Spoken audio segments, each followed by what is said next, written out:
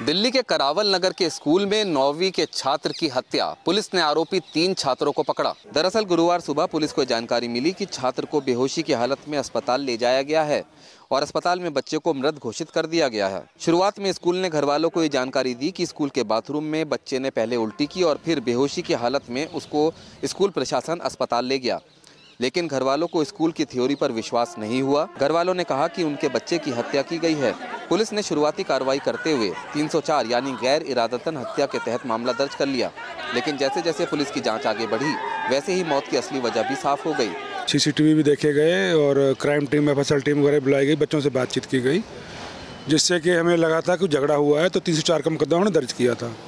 बाद में और बच्चों से लाए गए, बयानात किए गए, तो पता लगा कि 4 लोगों का झगड़ा हुआ था मरने वाले से। इसको कुछ पंचेज लगे हैं, मारे गए थे फेस और गर्दन पे, जिससे ये वहाँ कोलैप्स कर गया था। बाद में इसकी मृत्यु हो गई, तो 304 को हमने 302 में कन्वर्ट कर दिया। पुलिस फरार आरोपी छात्र की तलाश कर रही है। स्कूल प्रशासन की भूमिका भी जांच के घेरे में है, क्योंकि स्कूल प्रिंसिपल ने पहले कहा था कि मृतक छात्र की तबीयत खराब थी और इसी वजह से उसकी मौत हो गई है।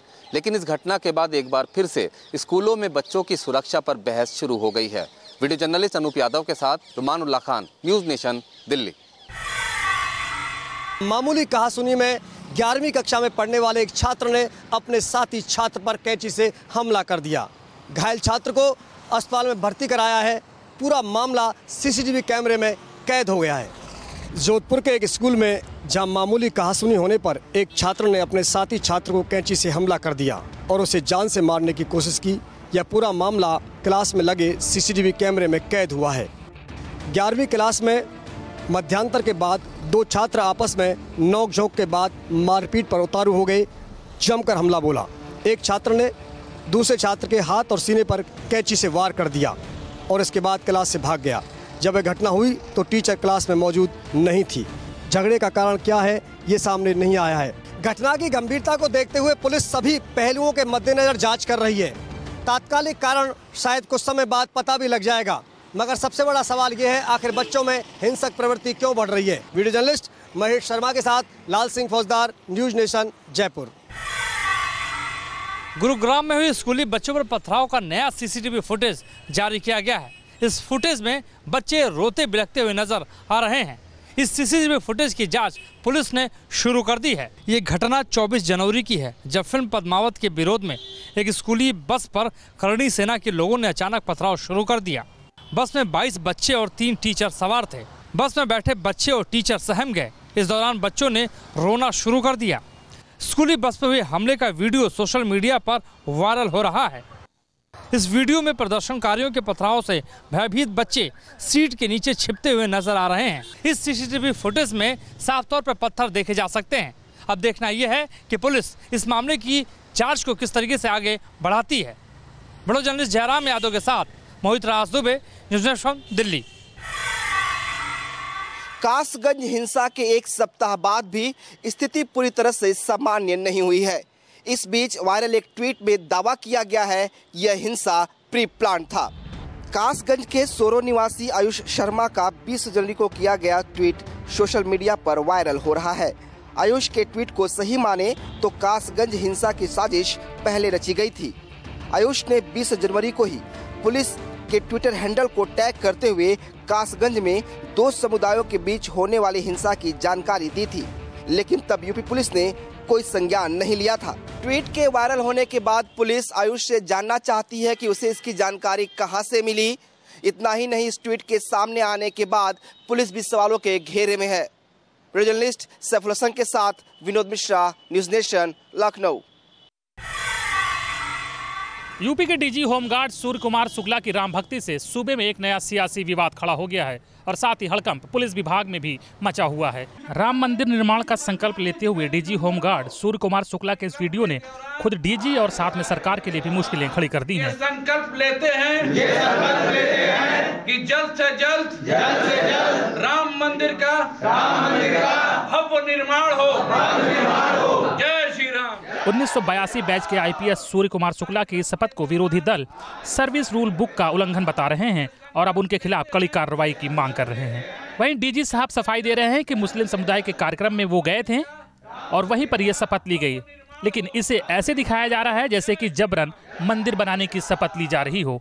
अभी हाल ही में कासगंज के मुद्दे पर डीएम बरेली की फेसबुक पोस्ट से एक बड़ा विवाद खड़ा हुआ था और अब एक सीनियर आईपीएस अधिकारी की शपथ ने सरकार के लिए फिर से मुश्किलें खड़ी कर दी है।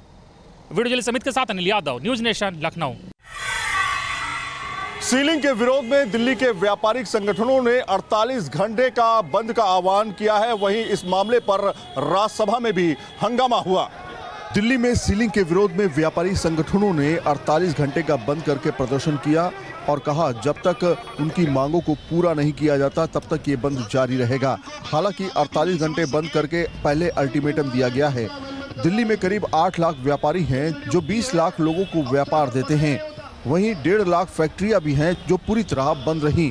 इससे व्यापारियों को नुकसान तो हुआ ही, लेकिन आम आदमी को भी परेशानी का सामना करना पड़ा। इसके साथ में राज्यसभा में भी सीलिंग को लेकर कांग्रेस और आम आदमी पार्टी ने खूब हंगामा किया। सीलिंग के विरोध में सरकार पर भी लगातार दबाव बढ़ता जा रहा है। वहीं आम आदमी पार्टी और कांग्रेस अब इस मामले पर एक साथ एक मंच पर आ चुकी हैं। वीडियो जर्नलिस्ट राकेश रावत के साथ सैयद आमिर हुसैन, न्यूज नेशन, दिल्ली। दिल्ली में हो रही सीलिंग के मुद्दे पर आज एलजी हाउस में डीडीए की एक मीटिंग हुई। इस मीटिंग में 3 प्रस्ताव पास कर दिए गए हैं, जिसके बाद ये उम्मीद जताई जा रही है कि जल्द सीलिंग पर रोक लग जाएगी। पिछले कुछ दिनों से दिल्ली में हो रही सीलिंग को लेकर आज एलजी हाउस में डीडीए की एक बैठक हुई और इस बैठक में 3 प्रस्ताव पास कर दिए गए, जिनमें दुकान और घर के एफआईआर को बढ़ाकर 350 किया गया है। एफआईआर बढ़ने से बेसमेंट भी सीलिंग के दायरे से बाहर होंगे। 12 मीटर की सड़कों पर बने गोदाम रेगुलराइज किए जाएंगे। फ्लोर एरिया रेशो को 180 से बढ़ाकर 350 किया गया है। अलग अलग कैटेगरी के लिए अलग अलग कन्वर्जन चार्ज होगा। कन्वर्जन चार्ज पर पेनल्टी 10 गुना से घटाकर 2 कर दी गई है। इस बैठक में पास किए गए इन प्रस्तावों पर अब जनता की राय भी ली जाएगी। जनता की राय जानने के लिए 3 दिन बाद फिर डीडीए की बैठक होगी। डीडीए बोर्ड की मीटिंग में सीलिंग को रोकने के लिए मास्टर प्लान में संशोधन के नए प्रस्ताव रखे गए थे। दिल्ली में लगातार हो रही सीलिंग के चलते कई व्यापारी परेशान हैं। ऐसे में आज भी दिल्ली बंद होने की वजह से व्यापारियों को खासा नुकसान झेलना पड़ा। वीडियो जर्नलिस्ट अजीत यादव के साथ Deepak Singh Rawat, news nation, Delhi. Jamaat-ud-Dawa chief Hafiz Saeed का संगठन 2 फरवरी से 10 दिन तक लगातार पाकिस्तान में कश्मीरियों की एकजुटता के लिए रैलियां करेगा। मुंबई हमले का मास्टरमाइंड हाफिज सईद एक बार फिर भारत के खिलाफ साजिश रच रहा है। हाफिज सईद ने ऐलान किया है कि उसका संगठन कश्मीरियों की एकजुटता के लिए पूरे पाकिस्तान में रैलियां, सम्मेलन और सेमिनार करेगा। अमेरिका पाकिस्तान को लगातार फटकार लगा चुका है कि पाकिस्तान आतंकवाद को बढ़ावा देता है और वो पाकिस्तान पर आर्थिक पाबंदी लगा चुका है। अमेरिका ने चेतावनी दी है कि जब तक वो आतंकवादी संगठनों पर पाबंदी नहीं लगाता, वो आर्थिक सहायता पाकिस्तान को नहीं देगा। सीमा पार से पाकिस्तान लगातार भारत में आतंकवाद को बढ़ावा दे रहा है और हाफिज सईद की नई रणनीति भी इसी प्लान का हिस्सा है। वीडियो जर्नलिस्ट कमल किशोर के साथ Ravikant Rai, news nation, Delhi. Long term capital gain tax का शेयर बाजार पर दूसरे दिन भी रहा असर। बाजार 800 अंकों से टूटा।